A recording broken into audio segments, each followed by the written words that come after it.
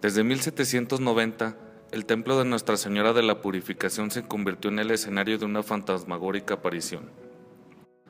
Los hechos se remontan a este año, cuando todavía se usaba un anexo del templo para alojar a las monjas o franciscanos que presentaban sus servicios. Este se ubicaba en el callejón de Campa. Sin embargo, los vecinos notaban que con frecuencia una joven se asomaba por los ventanales que da a lo que ahora es el pasaje peatonal. La religiosa siempre estaba triste y llorando, por lo que los vecinos le informaron al señor cura de ese entonces sobre los hechos. El sacerdote pidió las características de la hermana, pero cuando se la describieron aseguró que ella había muerto.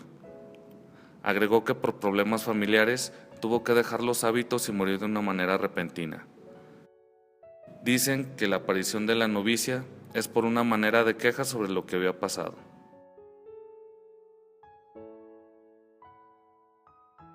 Con agrado les voy a platicar lo que conozco, reitero, que es consecuencia del dominio público. Esto sucedió durante la época colonial, durante la dominación de la corona española en Fresnillo, en la iglesia de la Purificación, que es una de las tres iglesias más antiguas de Fresnillo.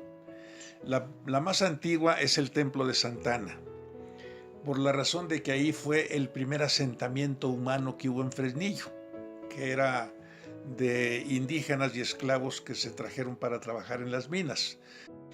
La siguiente iglesia en antigüedad es precisamente la de la Purificación y la del Templo del Tránsito, son tres. Es más importante la Purificación en función de que fue parroquia. La Purificación fue la primera parroquia, es decir, desde el punto de vista de jurisdicción y de autoridad eclesiástica, era la más importante y de la cual dependían las demás iglesias o templos de la región. Entonces eso nos ubica pues en el siglo XVIII.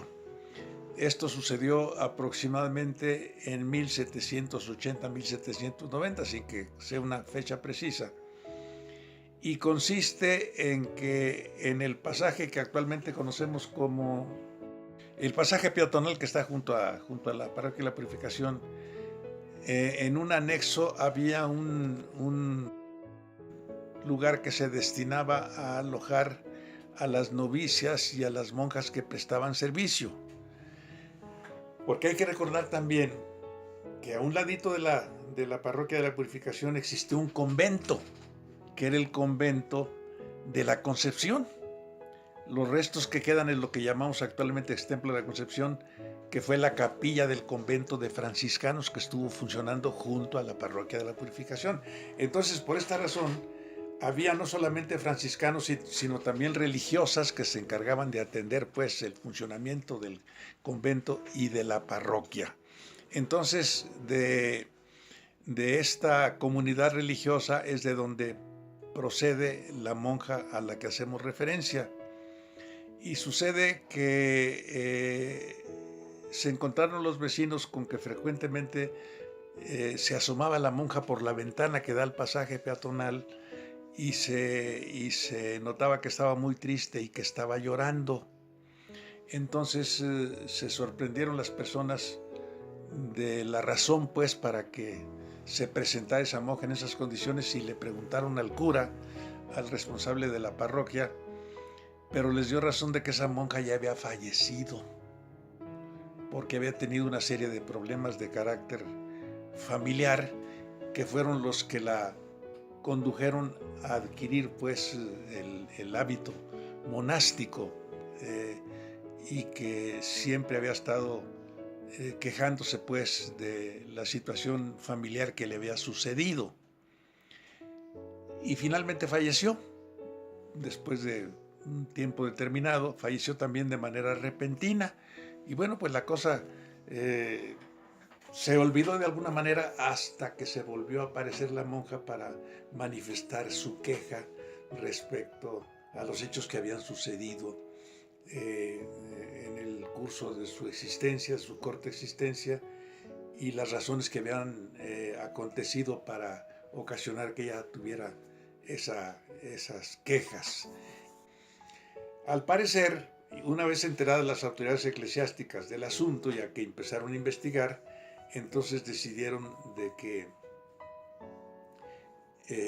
no se le había proporcionado a la monja durante su fallecimiento los auxilios espirituales necesarios, por alguna razón o por otra. Y entonces ya hicieron una serie de procedimientos que yo desde luego desconozco, con el objeto de que gozara pues de la protección espiritual y pudiera finalmente descansar en paz su alma, porque se dice que era un alma en pena, que estaba quejándose por alguna razón de lo que le había sucedido, repito, en su vida. Era joven, lo que sabemos es que era una persona joven, por eso yo me refería a su corta existencia. Los noviciados pues generalmente se iniciaban después de que eran las mujeres ya adolescentes, ya cuando entraban a la pubertad, era cuando las podían aceptar como novicias para la carrera religiosa. Entonces, pues yo creo que no tenía más de 20 años, por mencionar alguna cosa, ¿verdad?